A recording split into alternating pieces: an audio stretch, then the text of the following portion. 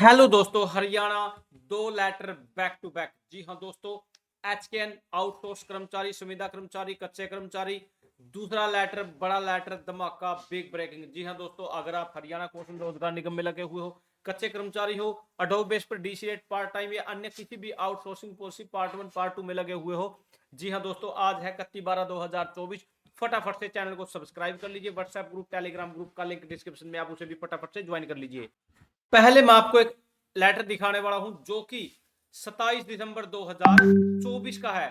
जी हाँ दोस्तों, इसके अंदर क्या मेंशन किया गया था और दूसरे लेटर के अंदर क्या मेंशन है। To all administrator secretary of government of Haryana, all head department, all division commission in Haryana, all deputy commission in Haryana, सभी के पास ये भेज दिया गया था। सब्जेक्ट के अंदर क्या मेंशन किया गया है, joining of newly posted group D common cadre employees.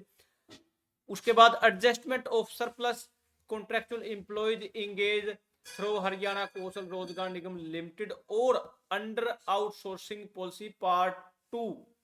जी हाँ दोस्तों, इसके अंदर जैसे आपको इन्फॉर्मेशन है, हरियाणा में ग्रुप डी की जो ज्वाइनिंग के लेटर सभी डिपार्टमेंटों के पास भेज दिए गए हैं कि इनको फटाफट से ज्वाइन करवा लीजिए। उसके बाद वेटिंग लिस्ट वगैरह भी है। लेकिन अब जो एडजस्टमेंट करने हैं, सरप्लस कर्मचारी है, जो कॉन्ट्रैक्ट कर्मचारी है, हरियाणा कौशल रोजगार निगम में लगे हुए हैं या आउटसोर्सिंग पॉलिसी में के तहत लगे हुए हैं, उन सभी के रिगार्डिंग लेटर है। इसके अंदर क्या है, थोड़ा इसको ब्रीफली ले लेते हैं। आई एम, इसके अंदर मेंशन कर दिया गया है। इसमें क्या बोला गया था, I am directed to invite your attention to subject cities above and say that new recruited group D employees recommended by HSC against advertisement X/2024 working in office respective division commissioner office, deputy commission office Panchkula and were waiting of further posting under on 24 December 2024 the posting order have been issued that resource। जी हाँ दोस्तों, human resource department, Haryana department, यहाँ पहले ये English में दिया गया है, सारा का सारा यहाँ दिया गया है।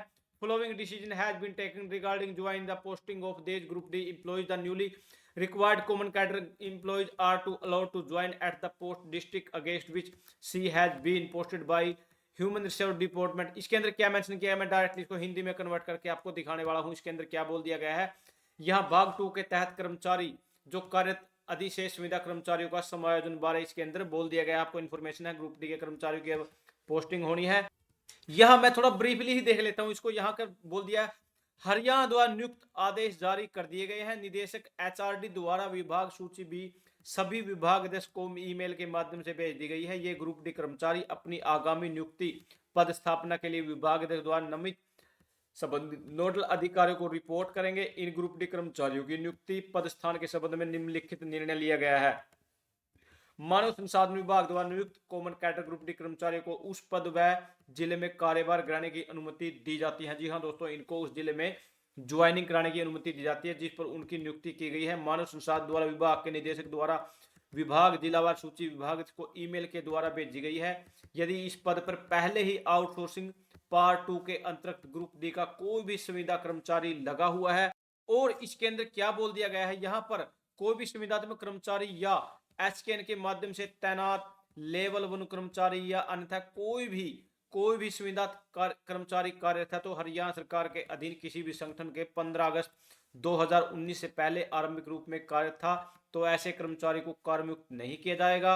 उसका मामला संबंधित विभाग द्वारा हरियाणा संविदात्मक सेवा की सिक्योरिटी ऑफ सर्विस एक्ट के तहत 2024 के अंतर्गत सेवा की सुरक्षा का लाभ प्रदान के लिए संशोधित किया गया है। यदि सामान्य कैडर के नवयुक्त पदस्थित ग्रुप डी कर्मचारियों को कार्यभार ग्रहण तथा हरियाणा संविदात्मक कर्मचारी अधिनियम 2024 के अंतर्गत सेवा की सुरक्षा लाभ प्राप्त कर रहे हैं, सभी संविदात्मक कर्मचारियों के समायोजन के पश्चात जिला स्तर पर रिक्त पद उपलब्ध नहीं होते हैं तो अगर मान लीजिए सिक्योरिटी ऑफ सर्विस में कोई कर्मचारी आता है, उस जगह पर कोई लगा हुआ है पहले ही और कोई पक्का कर्मचारी आता है तो सिक्योरिटी ऑफ सर्विस वाले को तो नहीं हटाया जाएगा। उसकी अपेक्षा एचकेएन के तहत माध्यम से आरंभिक रूप से कार्यरत संविदात्मक कर्मचारी को पहले आओ पहले पाओ के सिद्धांत को लागू करते हुए कार्य मुक्त किया जाएगा, अर्थात सबसे अधिक अवधि तक कार्यरत रहने वाले संविदात्मक कर्मचारियों को सबसे पहले यहाँ पर कार्य मुक्त किया जाएगा।